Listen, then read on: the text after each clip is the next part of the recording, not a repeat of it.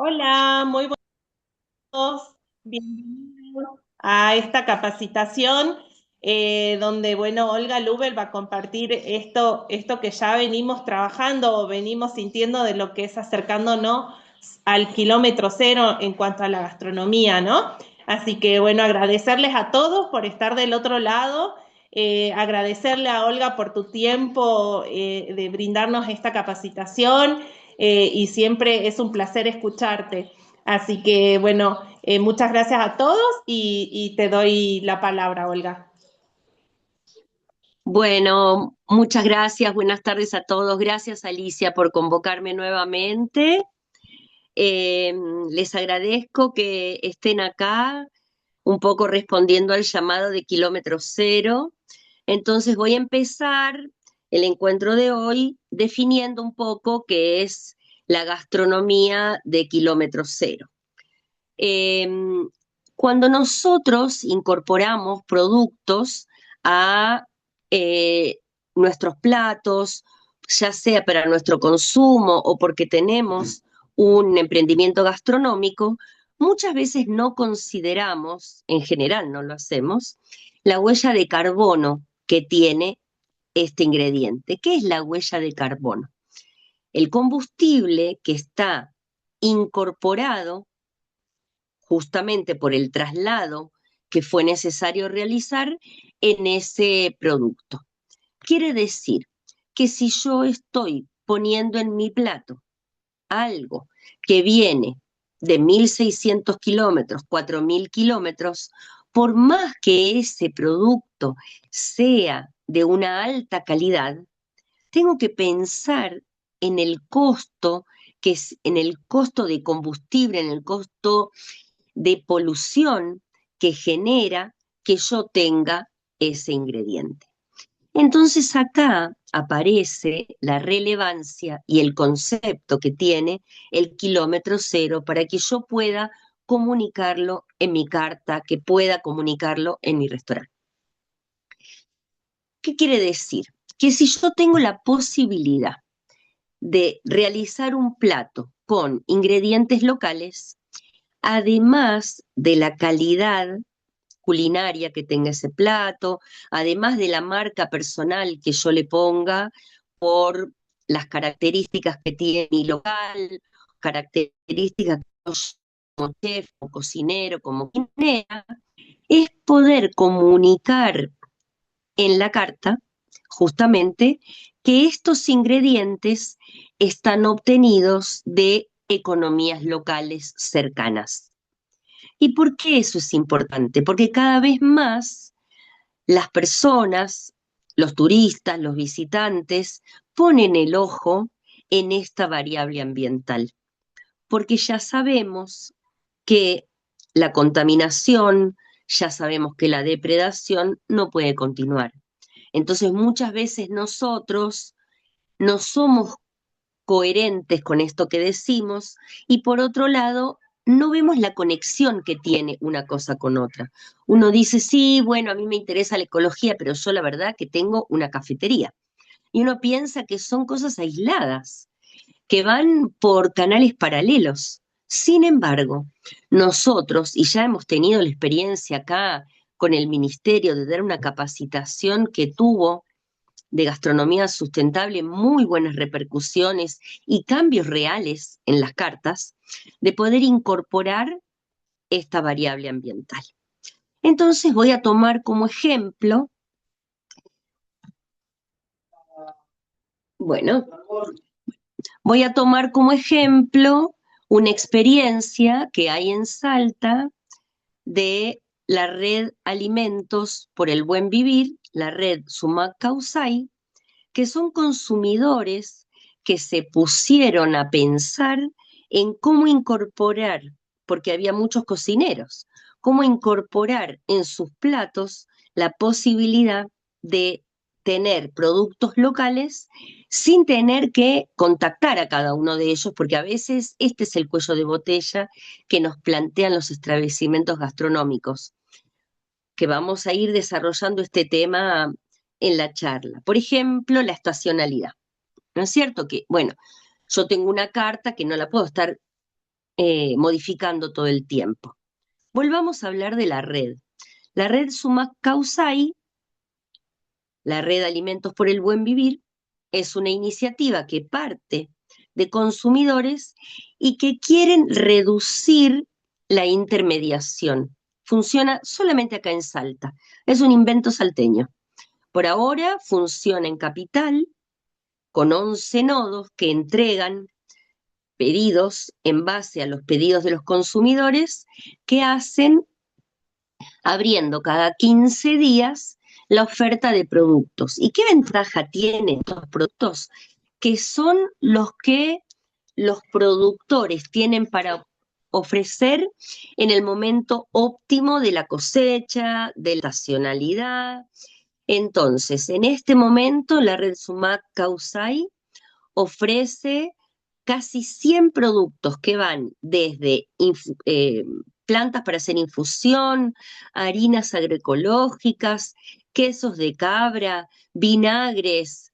eh, Hay muchas cosas que nosotros podemos incorporar y lo tomo como ejemplo porque es una pequeña puerta de entrada a ir viendo qué cosas a lo mejor no tradicionales ofrece nuestro territorio.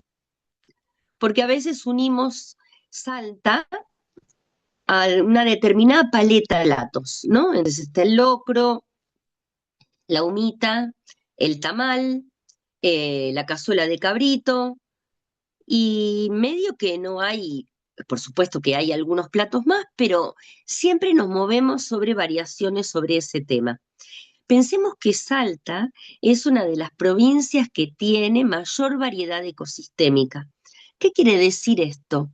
Que nosotros tenemos altitudes diferentes que determinan climas diferentes, vegetaciones diferentes y productos silvestres diferentes.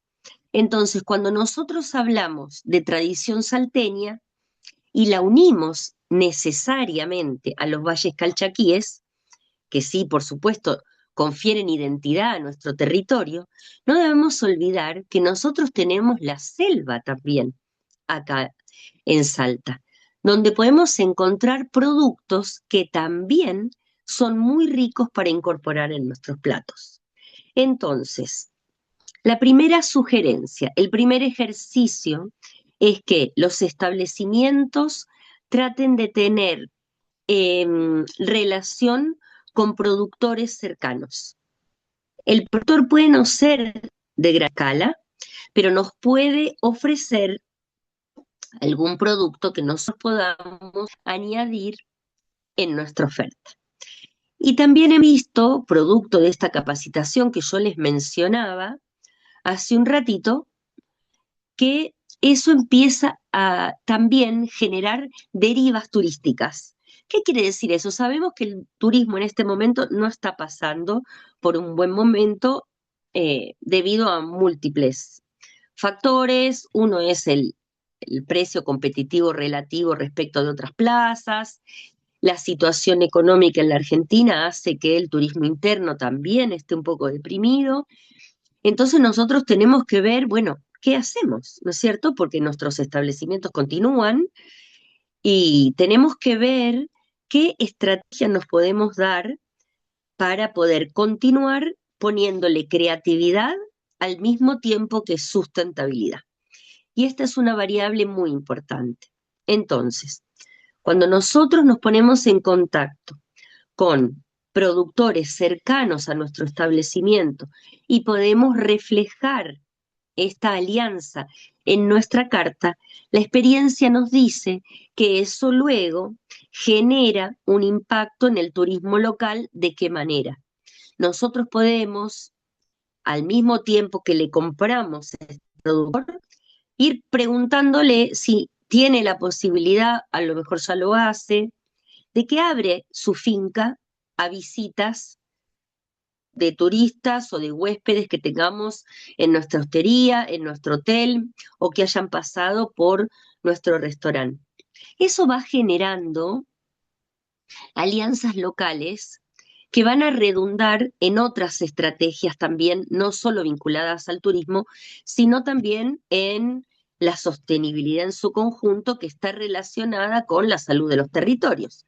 Nosotros no podemos pensar, y de hecho cuando intentamos reflexionar sobre eso, vemos que no es verdad, no me da lo mismo que mi restaurante esté emplazado en un lugar en el cual las personas se sienten relacionadas con mi establecimiento o que genero aversión porque no compro nada de la localidad. ¿No es cierto? Entonces, estas primeras alianzas locales adquieren una importancia fundamental para generar un entramado de sustentabilidad. Yo me voy a tomar la licencia, dado que eh, entiendo que no somos muchos los que estamos presentes en esta charla, de si hay alguien que tenga algo para aportar. No sé, Alicia, si es posible dar la palabra a alguien que quiera hacer algún aporte, como para que sea un poquito más dinámico. Sí, sí, pueden abrir sus micrófonos o escribir en el chat. Bueno, ¿alguien tiene ganas de compartir algo antes de que yo continúe? Bueno, todavía no. Bueno, Están todos pasaditos. están todos calladitos. Bueno, continúo. Entonces, voy a continuar entonces. Primero entonces, ¿qué es lo que nosotros debiéramos hacer con nuestro establecimiento? Poder situarlo. Y esto parece fácil, pero de hecho el viernes pasado estaba con un chef reconocido de acá de la provincia y que juntos, pero tuve que de alguna manera acompañarlo en esto de eh, nosotros en Salta Capital estamos más cerca de las yungas que de los valles calchaquíes en términos del ecosistema, ¿no es cierto? Entonces, ¿por qué no incorporar en nuestros platos, por ejemplo, algunos frutos como la papa del aire? La papa del aire en este momento está en plena temporada de cosecha. En muchos lugares lo llaman la papa de los diabéticos. Es un producto muy versátil que de hecho se ofrece en la red Alimentos Buen Vivir, que les invito a todos a que entren en su página para ver lo que se ofrece. La papa del aire, en este clima tenemos 3 variedades y no sé si alguno de los presentes la conoce, pero es muy dulce. Ay, acá alguien ya apareció que la conoce muy bien. Viviana, aguanta y me parece que ya nos conocemos. Me alegro de verte por aquí nuevamente. Esta papa del aire, les comento, les digo nuevamente, se llama la papa de los diabéticos porque tiene azúcares que no provienen del almidón. Entonces, no son aptos para comidas desde ya sin TAC, desde ya para diabéticos, y nos permiten trabajarlo tanto en platos salados como en platos dulces. En general, se hierve al vapor, no tiene un gusto muy particular, con lo cual recepta bien aliños agridulces o trabajarlos con azúcar. Yo hago un dulce, que es un desarrollo nuestro acá de Finca La Huella. Exacto, acá como nos comparte Viviana, en escabeche, yo también la hago en escabeche, es muy rica, y hago un dulce que está hecho en base a papa del aire y licor de nuez criolla, que también hago con el nogal criollo, que es producto de las yungas. Esto puede ser perfectamente un postre o rellenar un panqueque o servir para una tarteleta. Nosotros en un establecimiento que cuente con un patio, podemos tener nuestra papa del aire también para que las personas puedan conocer parte de la biodiversidad salteña, que es parte del baluarte. Nosotros, a ver, hemos conversado con el secretario de Turismo en más de una oportunidad,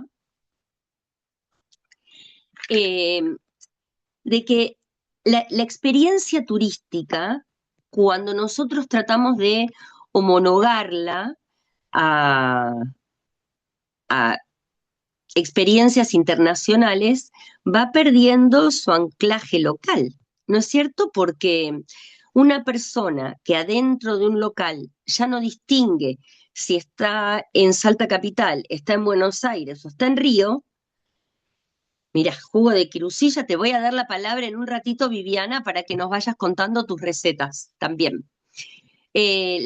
Voy a terminar con esta idea de que siempre es bueno mantener un nivel internacional, pero con una identidad local. Y esa identidad local no está dada solamente, y esto lo digo llanamente, pero que reflexionemos, porque el personal del lugar tenga un poncho, sino por los ingredientes de la cocina, la forma de preparar los platos y la relación que hay con el ambiente que da origen a esos alimentos. Entonces, el kilómetro cero eh, como norma nos muestra que debemos reducir la huella de carbono idealmente de todas nuestras acciones cotidianas. Eso es el ideal y desde ahí se planteó. Hay un movimiento que se llama Slow Food, que lo empezó un italiano que murió hace poco, que justamente ese slow food iba de la mano del kilómetro cero y salió en oposición al fast food. Y lo que decía Carlo era, reivindiquemos los fideos.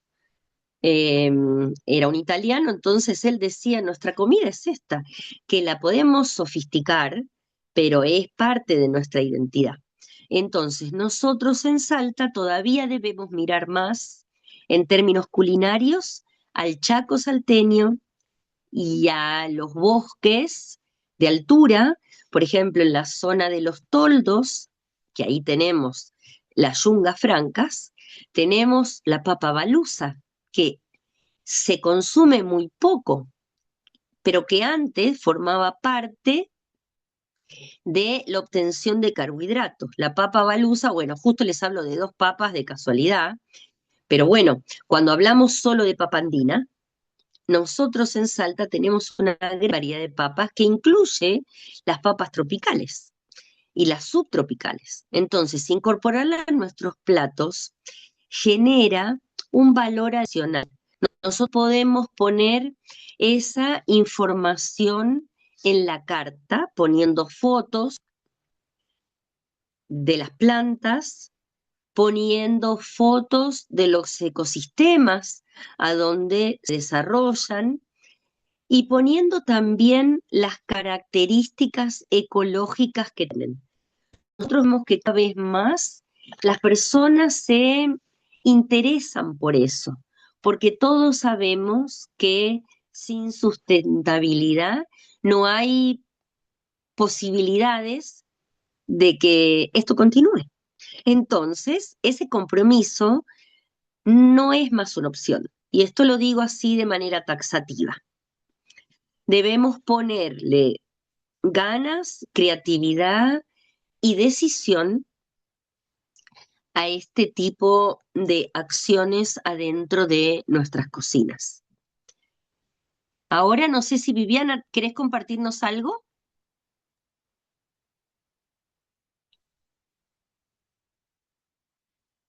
No. Bueno, no se anima a hablar. Muy bien, continuemos. Entonces, lo que me interesaba era ver de qué zonas estaban escuchándome, porque eso también me permitía como situar esta conversación, porque no se trata solamente de que yo pueda contar principios, sino de ofrecerme para que a ustedes les interese y para que a ustedes les sea útil, ¿sí? Entonces es por eso mi invitación a que si quieren hablar o si se quieren presentar, me parece que esto va a ser más rico y que tiene también que ver con las experiencias situadas. Para mí saber de, bueno, para mí saber de dónde son ustedes hace que podamos tener una experiencia más rica para todos. Otra de las cosas que nosotros podemos usar son frutas, como por ejemplo el chilto, que no sé si los que me están escuchando lo conocen, o tomate de árbol. Les cuento que acá en la finca se está desarrollando una investigación por parte del CONICET para poder determinar variabilidad genética en el chilto. ¿Y por qué esto es importante y por qué es importantísima la dimensión gastronómica de la biodiversidad? Porque de manera empírica nosotros hemos verificado que distintos árboles en la finca daban frutos que tienen no solo distinto color, sino distinto sabor y claramente distinta concentración de pectina. ¿Y por qué sé que tienen distinta concentración de pectina? Porque yo hago conservas y cuando uno hace dulces, por ejemplo, claramente la cantidad de pectina de la fruta incide en la cantidad de azúcar que necesitamos poner y si tengo que rectificar acidez, por ejemplo. Bueno, esa determinación genética no está hecha todavía. Entonces, cuando nosotros en gastronomía usamos frutos silvestres y podemos sistematizar sus diferencias y podemos de alguna manera compartirlas, entonces eso va a hacer que nosotros podamos sacar desde Salta variedades propias de chilto, por ejemplo. ¿Sí? Todo el trabajo que se ha hecho en la vitivinicultura, que es un trabajo identitario, perdón, voy a tomar agüita porque estoy un poco engripada.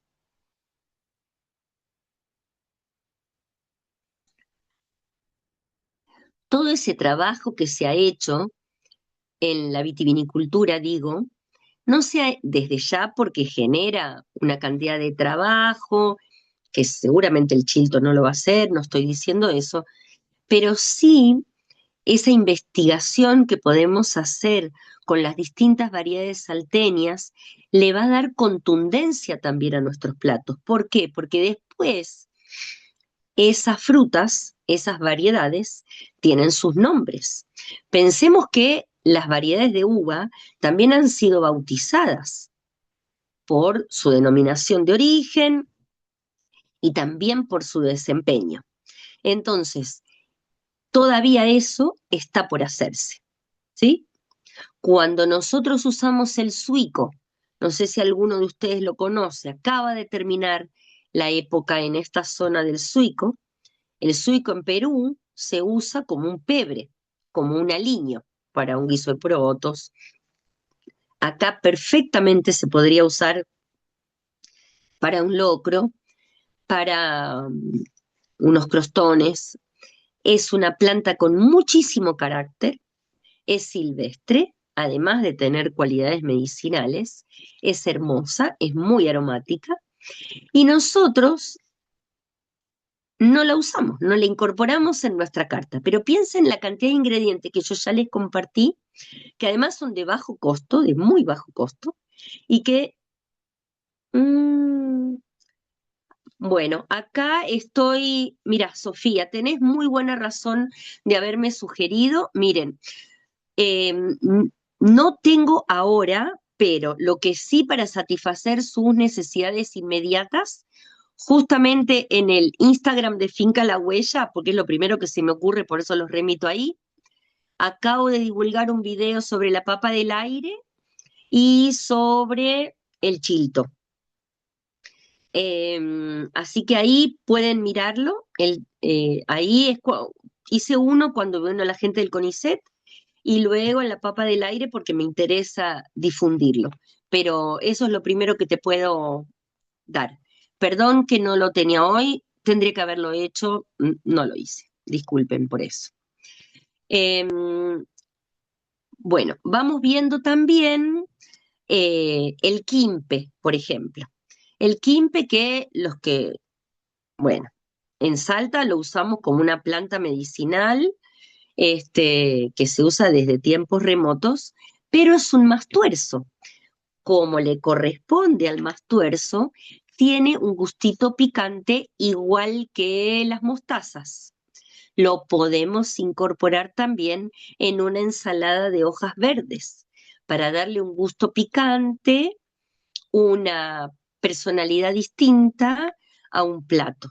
La incorporación de flores, el trifolium pratense, el trébol rojo, que se da sobre todo en los, acá está implantado, pero en los lugares donde hay ganadería, que a lo mejor alguna de la gente que está compartiendo con nosotros, claro, la romasa también, eh, alguna de la gente que nos está acompañando hoy tienen sus establecimientos cerca de lugares a donde se hace ganadería, entonces viene por las acequias el trifolium. Van a ver un trébol que tiene una hojita en vez de blanca, rosadita. Esa flor es comestible. Entonces, el taco de reina es comestible, el trébol blanco, la flor del diente de león. Esas flores incorporadas al plato le dan estacionalidad a nuestras propuestas. ¿Y qué es lo que nosotros proponemos desde la gastronomía sustentable? Que de alguna manera hacen porosos los límites entre el establecimiento gastronómico y el entorno a donde está emplazado el mismo. A ver si se entiende. ¿Qué querríamos nosotros idealmente? Que las personas que vienen a comer en mi restaurante estén interesadas por el lugar, que digan, después de almorzar me puedo ir a pasear a algún lugar, o antes de ir a cenar voy a pasar a un lugar, o camino. Hemos visto en otros encuentros la necesidad y lo oportuno que es tener pequeños canteros, que no importa que estemos en el centro de Salta. Tenemos acá el ejemplo de Casa Real, que tiene canteros con plantas aromáticas en pleno centro salteño. Porque ellos, bueno, luego de que los pude acompañar, los pude conocer en el marco de una capacitación de hace 2 años con el ministerio, fui al lugar y empezamos a ver qué pequeñas modificaciones podíamos hacer. Y vimos que en vez de poner una planta ornamental, empezaron a poner plantas medicinales y aromáticas señalizadas que generaban en los huéspedes una muy buena predisposición de que el lugar es un lugar más humano, ¿sí? Que no es solo un edificio, sino que de alguna manera recibe un don. Espero ser clara con esto y que estén en principio de acuerdo con esto que voy diciendo y mientras hablo, vayan pensando en estrategias que ustedes pueden tener a su vez, ¿sí? Lo primero entonces es que podamos situar al lugar en términos ecosistémicos. Luego, poder identificar productores o elaboradores de las cercanías del lugar. Generar alianzas estratégicas. Visibilizar las producciones locales, ya sea porque las incorporo a la carta o porque hago referencias a los establecimientos mientras la gente espera el plato, puede estar leyendo información sobre esto que digo. A los productos, ya sea tanto de recolección como de cosecha, de cultivo, es importante ponerles una cara.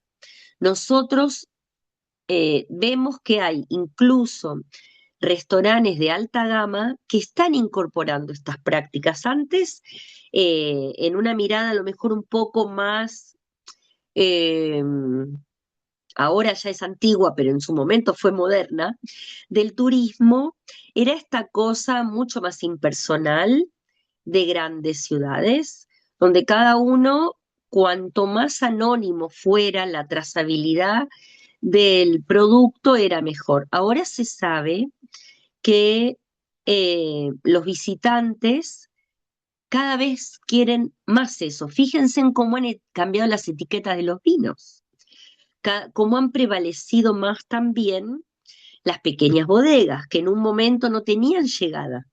Sin embargo, hemos visto la importancia que tiene esos productos con denominación de origen. Entonces, volviendo y retomando un poco a la experiencia de la red Alimentos por el Buen Vivir, la red Sumac Causay, se escribe SUMKKAWSAY,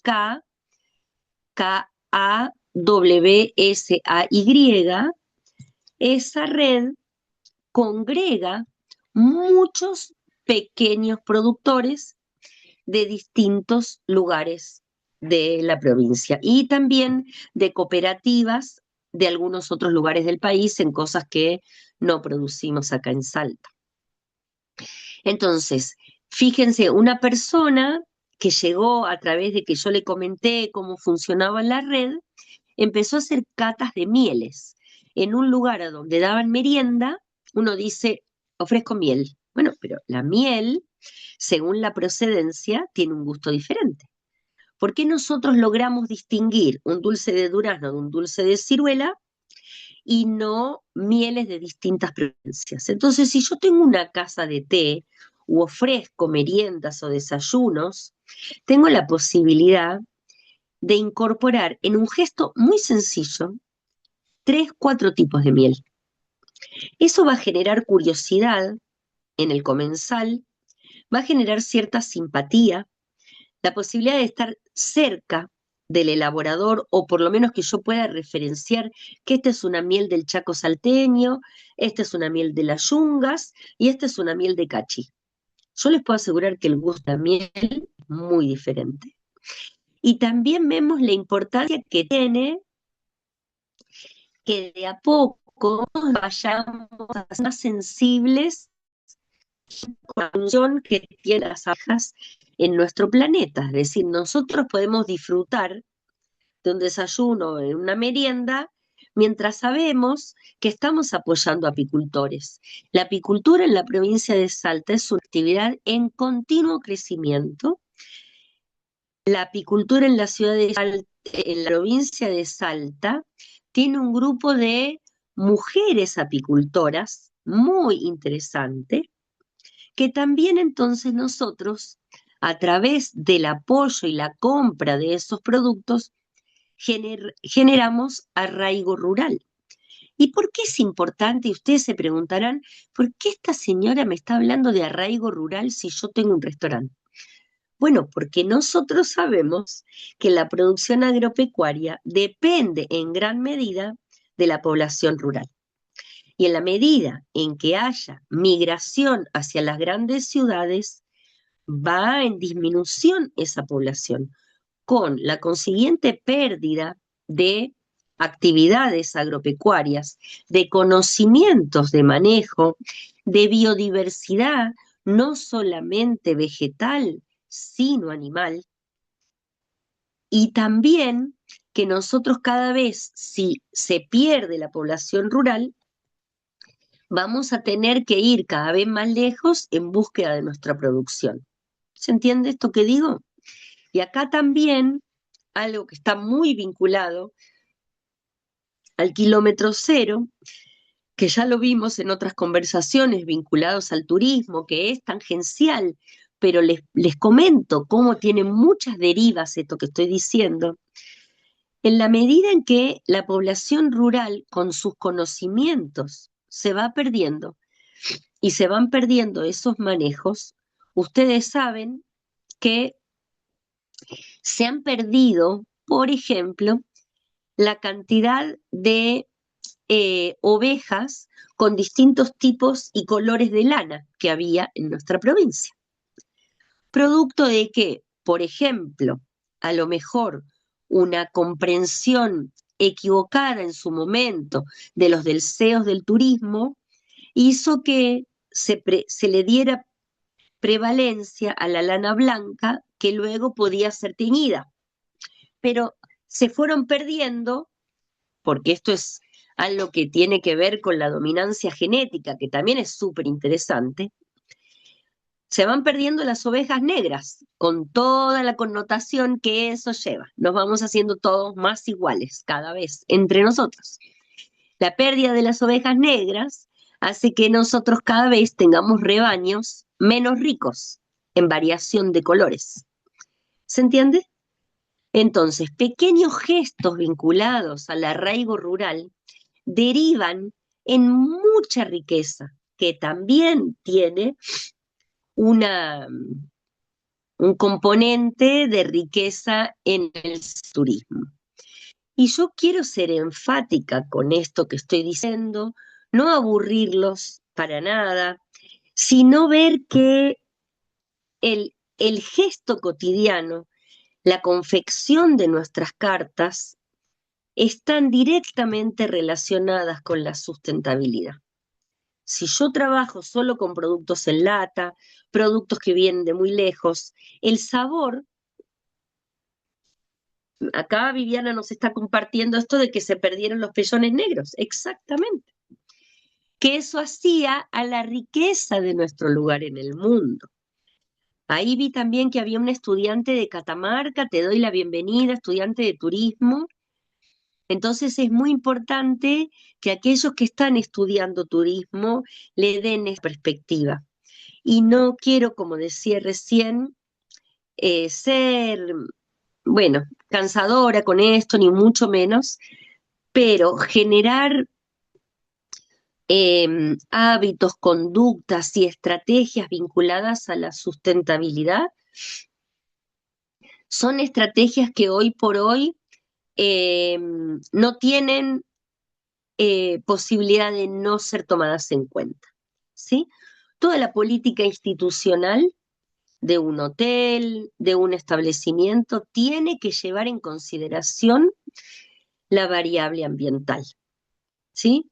Entonces, cuando nosotros, y les cuento una experiencia que tuve hace relativamente poco, una persona que escuchó una charla mía y tenía un pequeño restaurancito. No está acá en Salta porque le escuchó así vía virtual y puso una canaleta que recogía agua del techo en un pequeño tacho de 200 litros a la entrada del restaurante. Y fue muy criticado porque le dijeron, bueno, que se veía horrible, etcétera. Pintó el tacho, y él explicaba a la gente en la carta y me decía que la gente mientras esperaba el plato salía a verificar a dónde estaba el tacho, comprendiendo entonces la función que tenía. Tuvo experiencias hermosas de personas que le decían, bueno, desde ingenieros que le daban la razón, hasta arquitectos, hasta personas que le decían que nunca habían pensado en que un techo era una superficie de recolección de agua. Entonces, nosotros podemos hacer que la experiencia gastronómica trascienda el sentarse a comer, que sea una experiencia en donde la persona se ve modificada por haber estado en nuestro lugar. Y eso es un poco lo que le va a dar una experiencia memorable. No es solamente comer algo rico, que de hecho sí es fundamental porque va a comer, pero además sentir que formó parte de una experiencia con sentido, que lo antecede y que lo sucede.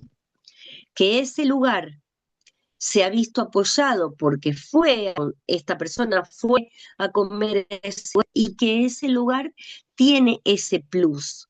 Espero ser clara con esto. Yo les puedo asegurar que esas pequeñas cosas que tenemos los humanos en donde podemos sentirnos interpelados en nuestra sensibilidad y en nuestro ser mejor persona, sí modifican. Estamos en un momento en donde vemos que no hay experiencias que nos lleven a interpelar nuestro ser mejor persona. Es sencillamente consumir para yo sentirme bien, pero no transformarme. Espero ser clara con esto. Entonces, si yo voy a un lugar que aunque sea de lujo o aunque tenga 3 o 4 mesas y esté atendido por sus propios dueños y sea un lugar rústico, me puede dar una experiencia en donde yo siento que colaboré con un lugar que tiene sentido que permanezca, les puedo asegurar que eso también genera de alguna manera fidelización. La gente luego recomienda ese lugar a donde se sintió bien, a donde le pareció que tenía sentido que estuviera sentado ahí. Bueno, ahora sí me gustaría abrir el micrófono a ver si alguien tiene alguna pregunta, alguna duda o algún aporte. Salvo Viviana, que ya fue eximida porque está con problemitas con su celu. A ver. Mm, mm.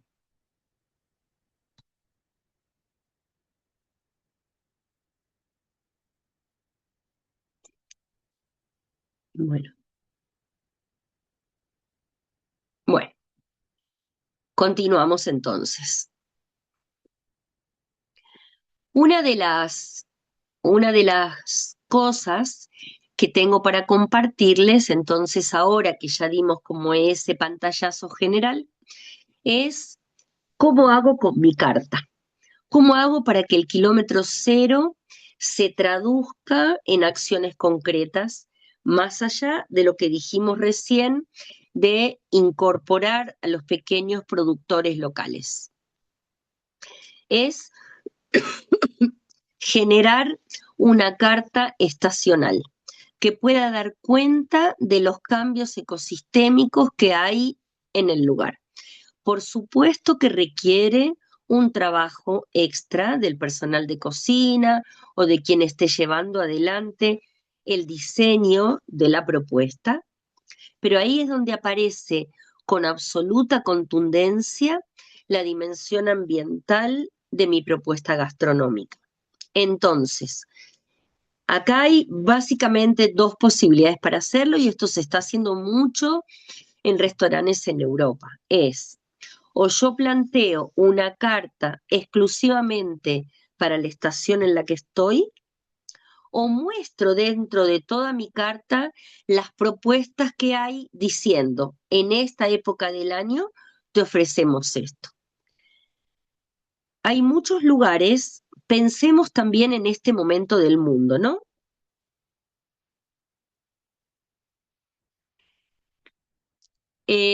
Pensemos en este momento del mundo. ¿Se acuerdan el año pasado que Europa empezó a ver de una manera cada vez más realista la posibilidad de una guerra? Eh, Eso generó cambios en la conducta turística, lugares como París, como destinos que eran icónicos, dejaron de tener la afluencia de millones de turistas que veían con cierto temor la posibilidad de un recrudecimiento de la guerra y cómo podía ir avanzando hacia Occidente. Entonces, el turismo de los pequeños pueblos, yo les hablo, por ejemplo, en Mallorca, conozco la experiencia, empezaron a ver que el turismo decaía enormemente. Empezaron a pensar entonces qué vamos a hacer. Empezaron a tratar de generar turismo de cercanía, ¿sí? ¿Qué quiere decir el turismo inverso? El turismo inverso es convertir en turista a los vecinos, que es una propuesta muy interesante desde el kilómetro cero, porque básicamente la gente llega al lugar turístico prácticamente caminando. Entonces, pueblos turísticos en donde los propios vecinos no conocían los establecimientos porque ellos mismos trabajaban para un turismo externo, tuvieron que generar estrategias comunitarias para sobrevivir. Entonces, esta carta que yo les contaba, que era una carta estacional, que según el lugar, desde ya que es mucho más que 4 estaciones. Pueden ser platos que se renueven cada mes, es decir, tener una carta fija y 1 o 2 platos del mes, por ejemplo. Entonces empezaba a generar esto que yo les digo de la fidelización.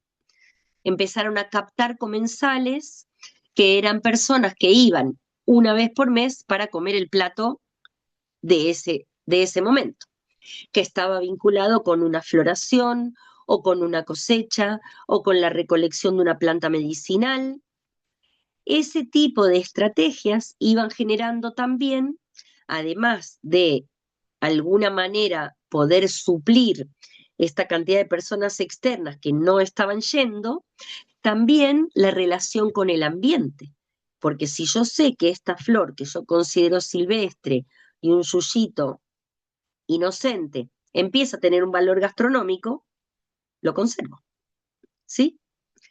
Entonces, si yo sé que la miel local empieza a tener un valor gastronómico, que los apicultores locales pueden ofrecer sus mieles, que a lo mejor están envasadas en recipientes que no son comerciales como los que puedo encontrar en un supermercado, pero cuya trazabilidad yo conozco porque son mis vecinos o son las personas que viven cerca, entonces yo le puedo hacer un seguimiento a ese producto, empezamos a generar esas alianzas de las que yo le hablo. ¿Sí? Entonces, conocer el lugar a donde estoy en términos ambientales, poder generar una carta situada en tiempo y espacio y poder generar uno o dos alimentos baluarte de cada establecimiento, como por ejemplo el yacón, acá, que es un baluarte para slow food, está subutilizado. No es un fruto, es un tubérculo que tiene una característica muy particular que es de oxidación rápida. Entonces es muy difícil trabajarlo. Sin embargo, levemente deshidratado, es muy sabroso, se conserva muy bien y es una planta que está mirada internacionalmente porque se usa para controlar la diabetes. Tiene un principio activo que se llama inulina. Entonces, nosotros bien podemos poner como baluarte de mi lugar una o dos flores o plantas, como dije recién, que van a ser las características emblemáticas de este lugar, más allá de que yo no haga cocina étnica, si no se trata de eso, se trata como incorporar estos ingredientes al desarrollo de los platos, ¿sí? Entonces, eh, nosotros también estamos en un momento en donde se está revalorizando ingredientes que fueron tabú o denostados durante mucho tiempo, como por ejemplo la grasa animal. La grasa forma parte de nuestra cocina ancestral y muchas veces durante mucho tiempo fue denostada, entonces la reemplazamos con aceite o la ocultamos en nuestros ingredientes. Ahora sabemos la grasa es fundamental para el desarrollo y el mantenimiento de nuestro sistema nervioso. Entonces, usar grasa de productores locales, que además van a estar muy contentos de que se las compremos, para usar en nuestros platos y poder decir que esta torta frita está hecha con grasa de este productor agropecuario, también es algo que tenemos que poder hacer.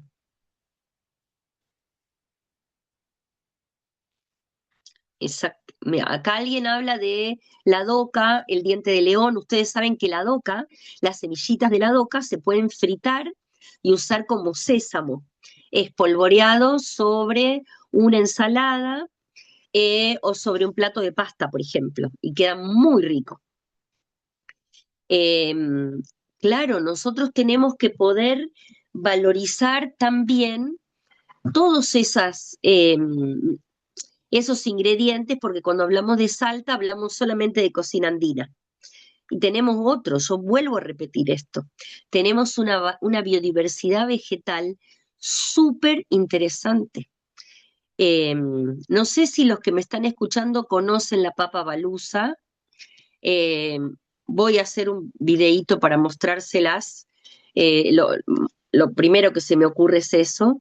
Eh, Porque es una papa que la usaban mucho los pueblos originarios de la zona cercana al Parque Nacional Baritú. En Cuba se llama malanga, que es un nombre bastante más lindo, la verdad, que papa baluza, tengo para decir, suena más lindo. Eh, pero bueno, eso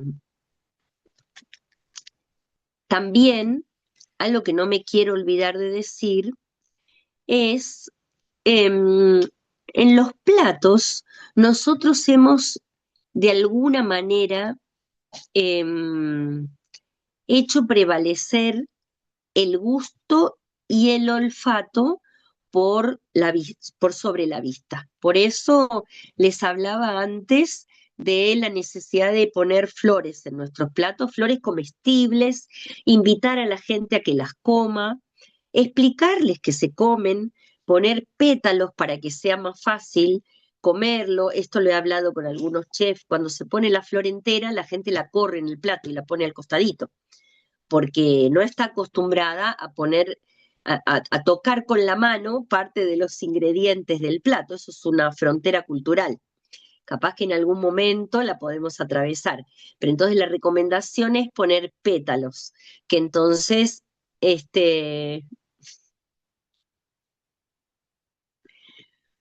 bueno, Viviana, no dejo de recibir mensajes de Viviana que es tan amorosa y su madre también que ahí está escuchando y valoro tanto las cocineras que hacen de sus cocinas un mundo que perdura en el tiempo. Entonces, también he incorporado últimamente en los platos que se ofrecen calientes, por ejemplo, los postres hidrolatos. No sé si ustedes conocen los que son los hidrolatos. Cuando uno destila, por ejemplo, cuando hacemos una destilación de naranja amarga, que es la naranja que tenemos cerca de la catedral, en la plaza de la legislatura, que hay en muchos pueblos porque es un legado colonial, la naranja amarga, que viene justamente de la zona del Mediterráneo.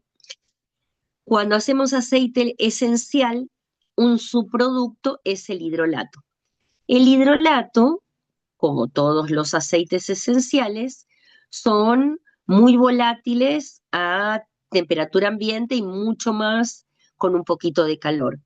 Entonces, si nosotros, yo les puedo asegurar que esta es una experiencia sensorial muy interesante, si nosotros ponemos en un plato tibio o calentito, en el momento de servir, hacemos unos pequeños disparos de un spray de hidrolato de naranja amarga, es una experiencia sensorial mucho más completa, muy linda, que hace, porque además, bueno, la naranja amarga tiene cualidades antidepresivas, entonces la gente cuando huele naranja amarga se siente más reconfortada.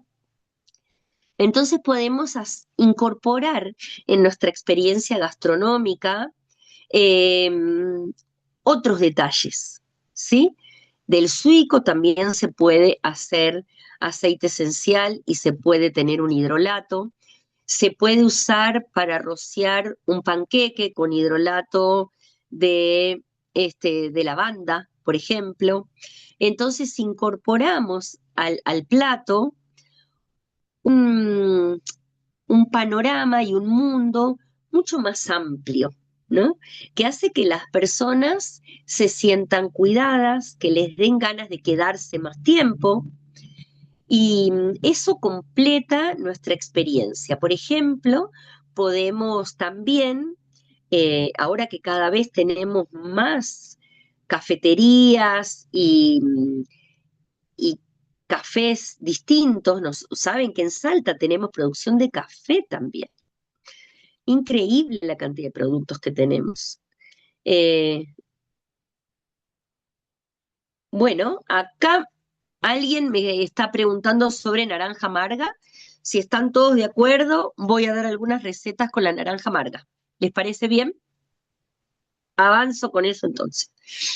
La naranja amarga es una naranja que entiendo que todos la conocen. Es una naranja que no se puede consumir como las otras variedades porque justamente no está desarrollada para ese consumo. Nosotros podemos hacer una tintura de naranja que es muy fácil y ya mismo les voy a dar la receta, porque es algo que puede enaltecer sus platos. Entonces, si van a cosechar la naranja de algún patio, tienen que limpiarla muy bien con un cepillo, ¿no?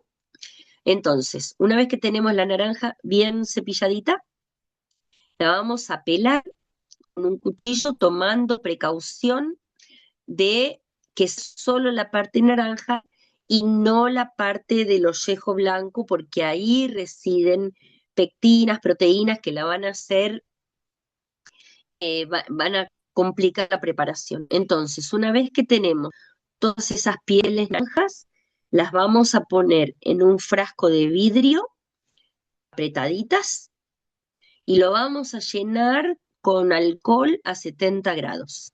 ¿Cómo se hace el alcohol a 70 grados? Alcohol de la farmacia, que es de 96 grados, como vieron la etiqueta, y lo vamos a rebajar hasta tener un alcohol de 70 grados. ¿Cómo se logra? Poniendo 700 ml de ese alcohol de 96 grados en una jarra y añadiéndole 300 ml de un agua mineral baja en sodio. Creo que estoy yendo bien a velocidad para los que están anotando, ¿verdad?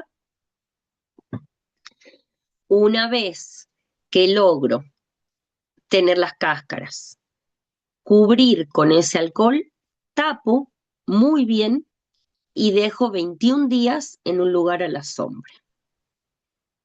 Una vez que se cumplen esos 21 días, puedo filtrar, no, lo tengo que hacer, tengo que filtrar y me voy a quedar con un líquido fuertemente coloreado, de color naranja, que va a haber retenido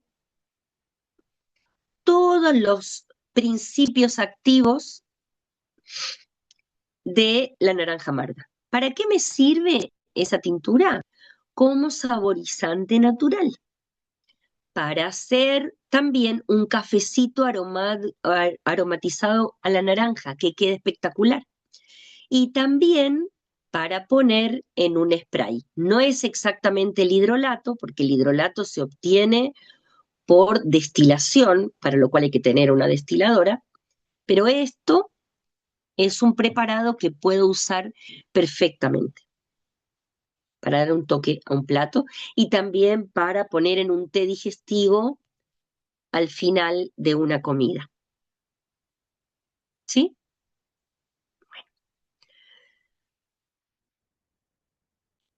Entonces, este tipo de ingredientes que no hacen a un plato, sino hacen a la atención, van a generar esta sensación de sorpresa en el comensal.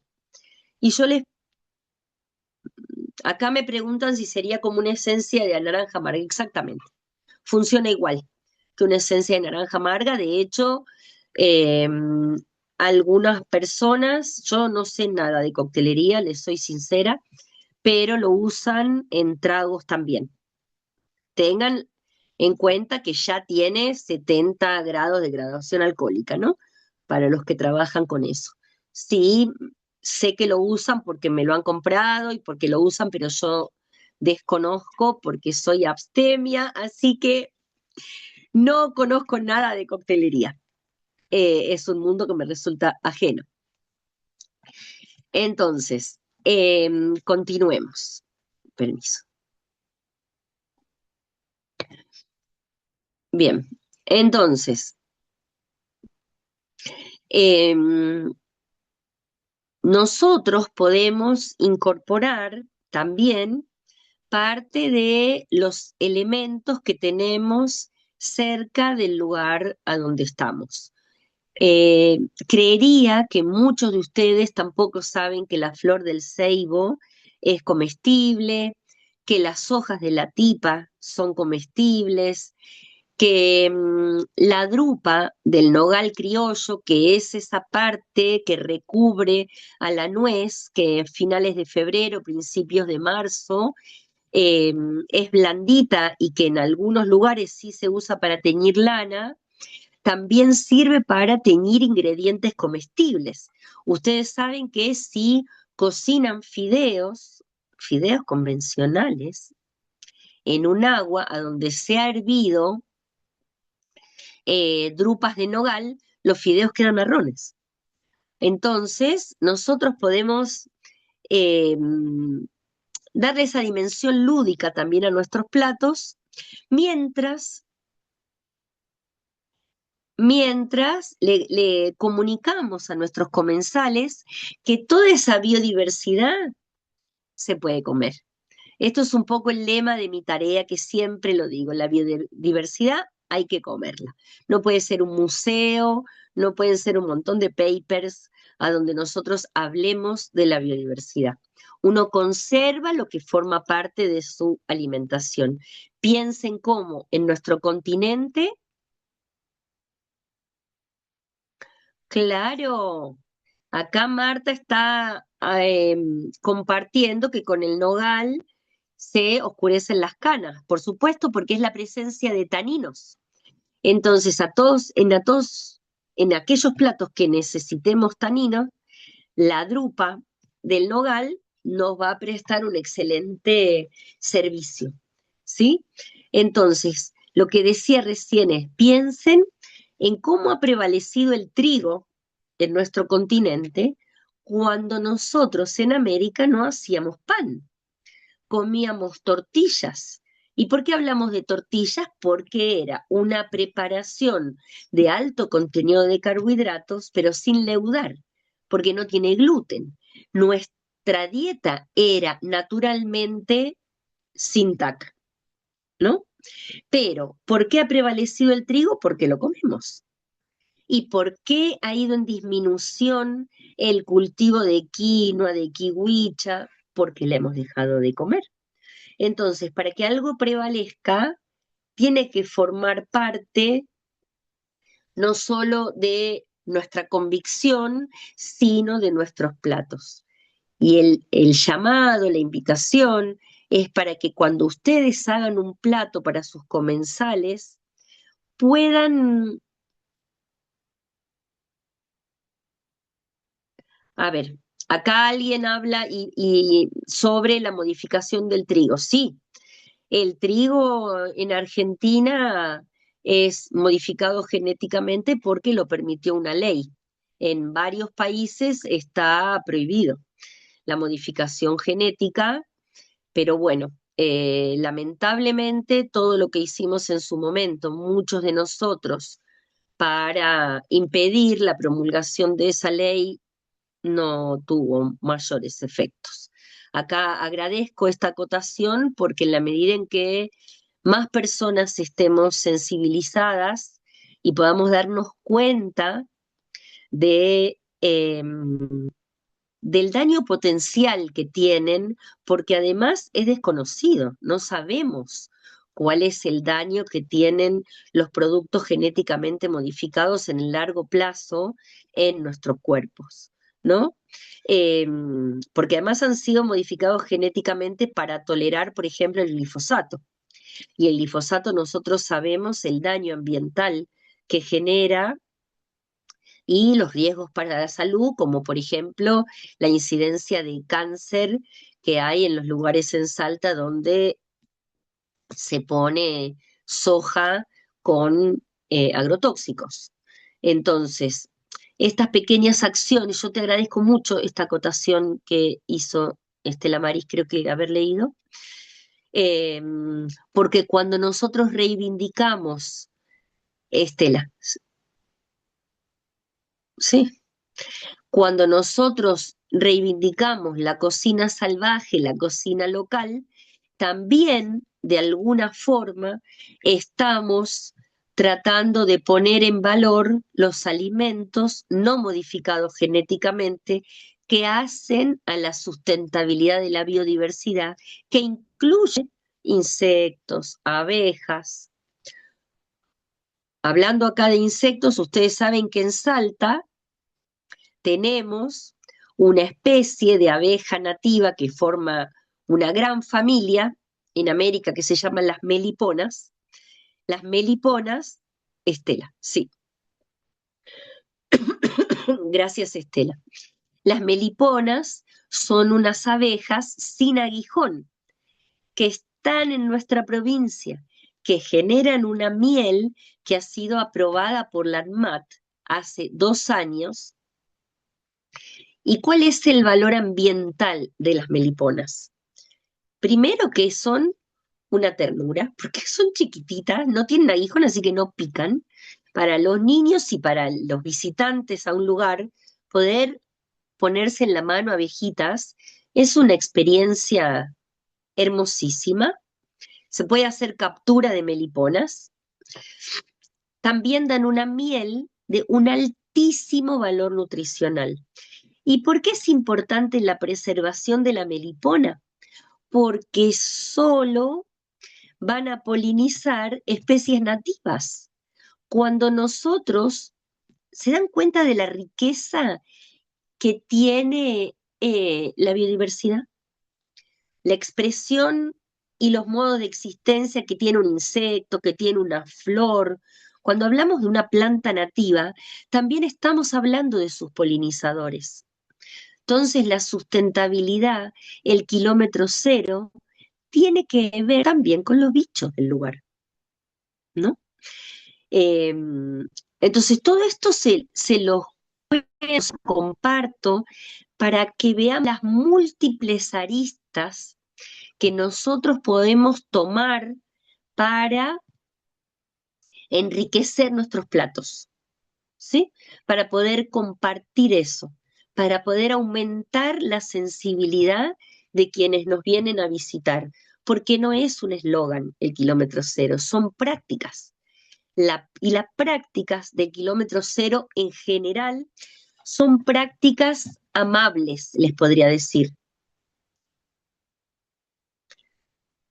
Sí, estoy viendo aportes, me encanta que se sientan con ganas de hablar o por lo menos compartir cuando hablamos del entusiasmo que nos genera el estar en contacto con la naturaleza, ¿sí? En los años 60, 70, 80, principios de los 90, estar aislados del medio constituía la modernidad. Y ahora sabemos que fue un gran error, porque tuvo costos ambientales altísimos. Entonces nosotros que estamos inmersos en una provincia con esta biodiversidad, tiene que formar parte de nuestra identidad. Podemos hacer empanadas de cualquier cosa, porque, a ver, la empanada además es una solución gastronómica perfecta, porque tiene un balance nutricional extraordinario, es cómoda, es limpio. Como, como recurso, y vuelvo a decir, como identidad, la empanada tiene potenciales que a veces no desarrollamos, ¿no? Entonces, la posibilidad de que alguien pruebe kiwicha, a lo mejor es más fácil si la pongo dentro de una empanada que si pretendo que la coma en un plato, ¿sí? Entonces, podemos, a ver, ¿cómo les puedo decir? Podemos llevar al límite las posibilidades de la empanada, ¿sí? Para que eso sea una experiencia gastronómica sustentable, ¿sí? Entonces, ¿qué podemos hacer, por ejemplo? Incorporar harina integral. Nosotros en esta provincia estamos produciendo harina integral de excelente calidad, agroecológica, de semillas propias. Entonces, ¿dónde la podemos conseguir? A través de la red Sumac Causay. ¿Por qué me interesa darles impulso a ellos? Porque me parece muy importante lo que están llevando adelante. No es solamente una anécdota de poder conseguir cosas sanas, sino lo que les estoy compartiendo de, eh, de la accesibilidad de alimentos de excelente calidad, ¿sí? Entonces tenemos vinagres de fermentación natural también que se ofrecen en la red. cuando nosotros ofrecemos en nuestra mesa 4 o 5 variedades de vinagre, les puedo asegurar que la gente no lo puede creer. Cree que hay solo vinagre de manzana. Bueno, yo he hecho vinagre de yacón, vinagre de nashi, vinagre de miel, vinagre de moras. La fermentación natural es algo que está disponible, que sabemos que es importantísimo para generar una microbiota saludable. Y nosotros ofrecemos en la mesa, imagínense lo que ya hemos recorrido hasta ahora.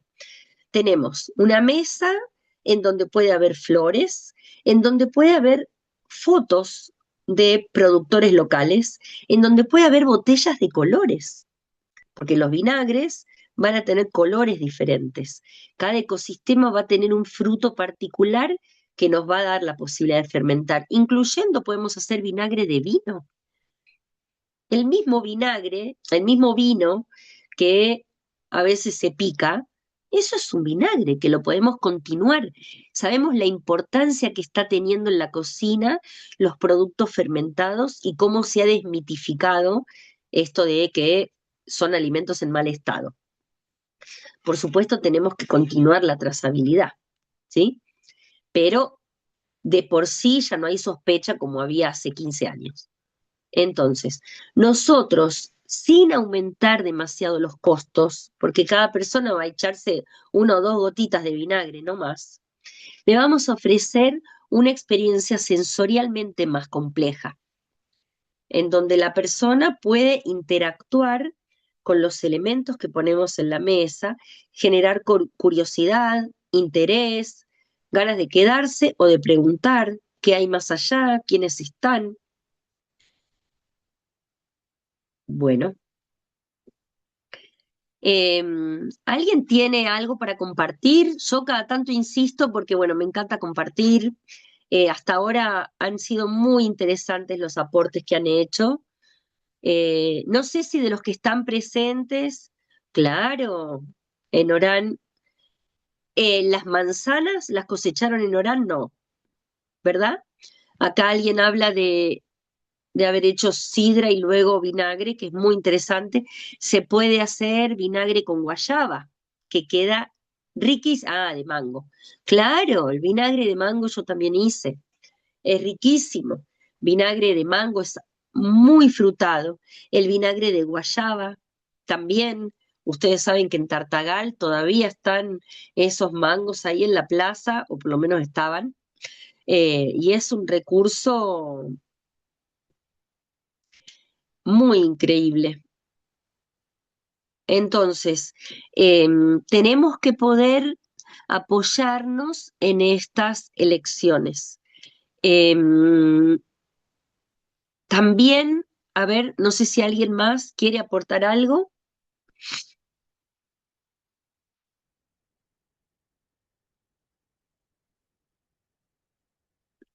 Bueno, Marta, encantada, muchas gracias, espero que te haya gustado y acá a disposición siempre. Voy a subir entonces algunos videitos, perdón que no los haya preparado para hoy, como les digo, estaba un poco enferma, así que estuve ausente de mis actividades, esto es lo primero que hago. Me veo con cara de convaleciente todavía. Em, También un poco para seguir no solamente con el mundo de las frutas para la fermentación, de las plantas silvestres, que también es todo un mundo. eh, la cerraja también es comestible, la borraja es comestible, sirve para rellenos de pastas, por ejemplo. Eh, También el mundo de las bebidas, ¿no? Nosotros podemos eh, convidarle a nuestros huéspedes o quienes trabajen en turismo, el, exacto, sí. Lo bueno es compartir con gente que también está en tema, siempre me nutre a mí muy agradecida también. Eh,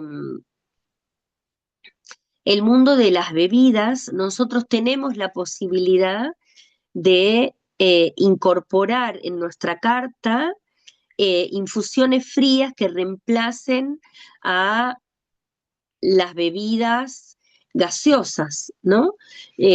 Nuestros establecimientos o cuando hacemos un evento, esto siempre es algo que yo me pregunto, ¿por qué en los eventos tenemos siempre una paleta tan restringida de opciones? Cuando un evento es justamente un lugar a donde la gente se predispone para escuchar algo y también para comer algo y luego conversar. Entonces, esto lo he hablado con algunos chefs y veo que de a poquito lo van incorporando. Cuando nosotros incorporamos algo, tenemos que enriquecerlo con señalética, porque muchas veces sucede que hay cosas muy interesantes. Sí, la infusión de la hoja de chancha. Hermoso. Eh, Hay cosas interesantes y que la gente se pierde la explicación del chef porque el chef está justo hablando con alguien. Todo tiene que ir acompañado de una instancia de compartir esto que yo voy a poner en un canapé, que si hago un mousse de chía que se cultiva en nuestra provincia,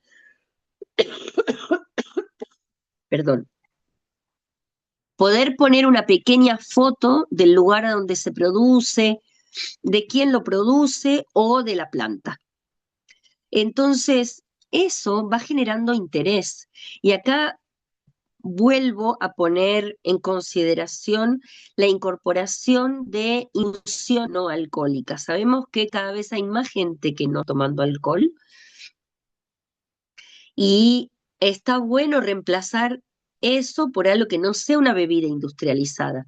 Hay muchas flores, como por ejemplo la flor de la Santa Rita, las flores de la bugambilia de la Santa Rita, que hacen una infusión de un color magenta extraordinario, muy lindo, que servido en una jarra de cristal se advierte claramente el color y genera mucho atractivo.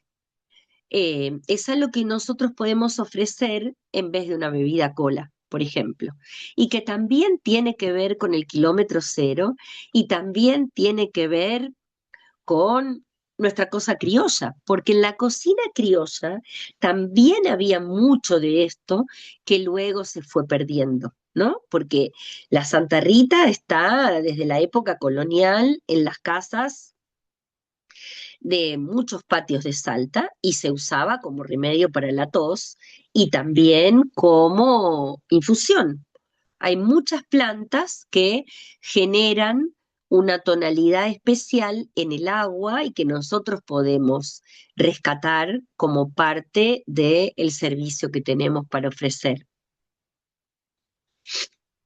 Perdón, no me estoy sintiendo muy bien. Voy a hablar despacito un ratito. Voy a tomar un poquito más de agua, perdón. Ahí está. Alicia, si me permitís un ratito, voy a ir a buscar más agua,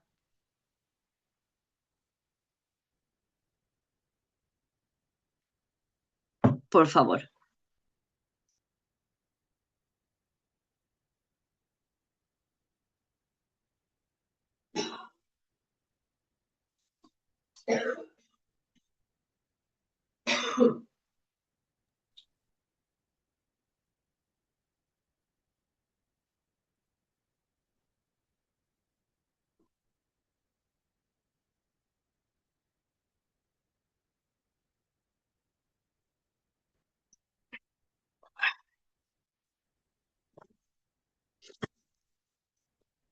Aquí estoy, de regreso.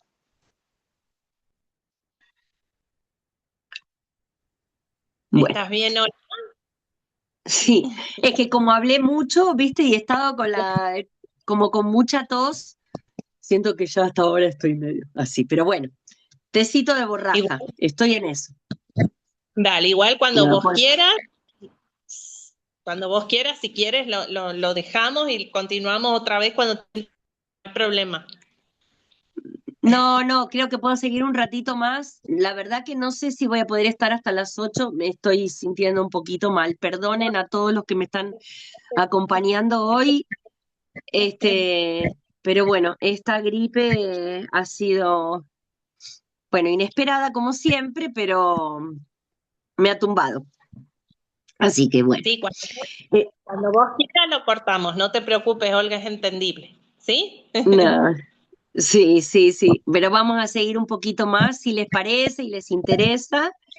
Este, algo con, entonces, algo sí creo que para ir redondeando y para terminar, bueno, desde ya, estoy a disposición de cualquiera de los que me está escuchando, si sienten que puedo hacer un aporte concreto para los lugares de los cuales forman parte, por supuesto, a disposición. Y también me parece lo importante que es cuando uno se forma en turismo, tener esta perspectiva del turismo sustentable, ¿no? Vuelvo a hacer hincapié en esto porque cuando nosotros hacemos un servicio, eh, lo que más necesitamos es asegurar las condiciones de existencia de la vida. Y ninguna actividad, por más eh, viabilidad económica que tenga, puede dejar de prestar atención al entorno a donde se lleva adelante. Nosotros sabemos, porque no los voy a nombrar, pero algunos emprendimientos turísticos en otras provincias han generado un desastre ambiental, un mal uso del agua, no tener claro el tema de los residuos, qué hacemos con los residuos que genera la actividad turística, cómo generar conciencia en los visitantes. Entonces, el kilómetro cero es una invitación a que redunde en coherencia también la actividad del viajero, que pueda sentirse parte de algo que es más grande que él y que su paso por ese lugar va a hacer que sea mejor ese propio lugar, así como les dije, porque va a haber una comunidad que se va a ver fortalecida por esta actividad y no diezmada. Entonces, si nosotros tenemos un hospedaje, invitamos a la gente que tire la yerba del mate en un recipiente para residuos orgánicos, muchas veces me ha pasado que hay gente que me dice, la verdad que nunca lo había pensado, siempre pensé que era más difícil. Es un hábito, es algo chiquitito, que incluso en las ciudades hay gente que logra hacerlo, por lo menos con la fracción orgánica que es café, mate, yerba, eso. Entonces no tengamos vergüenza de hacer esas cosas, al contrario, nosotros tenemos que poder visibilizarlas para darnos cuenta de que estamos todos en esta, nadie puede estar afuera ni nadie puede postergarse este compromiso por mucho tiempo más. Así que, bueno, sí, sí, con su permiso y su indulgencia, me parece que voy a quedarme hasta acá porque estoy empezando a sentir que no voy a poder hablar Está continuamente. bien, Me estoy empezando a ahogar un poquito. Perdón, no, estoy no te enfermita. preocupes, Olga. Al contrario, agradecida desde la parte nuestra de que hayas hoy día aceptado dar la capacitación estando enferma. Así que te agradezco un montón, hablaste un montón, así que entendemos eso. Siempre, como digo, es un placer escucharte, Olga, con todos los tips y cosas que das. Así que agradecerte por esta capacitación, a la gente que estuvo conectada desde el otro lado, también agradecerles por estar presente. Con Olga, bueno, queremos ver si podemos concretar alguna capacitación sobre gastronomía sustentable, vamos a ver si lo podemos hacer y les vamos a estar avisando seguramente. Así que Olga, agradecida enormemente por Bueno, darnos la capacitación estando en ese estado. bueno, muchas gracias, muchas gracias. Acá a disposición. Buenas Muchas noches gracias para Olga, todos. y buenas Chao. noches a todos. Todo muy bien. Hasta luego.